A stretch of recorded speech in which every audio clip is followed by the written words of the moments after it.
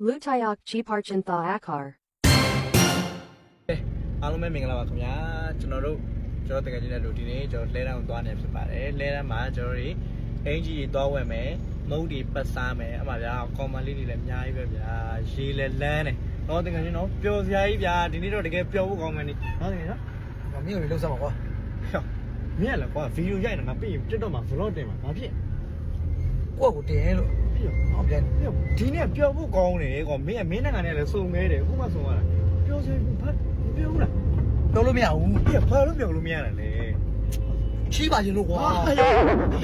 အိမ်မှာမပါခဲ့ဘူးလားကွာ မပါခဲ့လို့ ဟာပြောင်း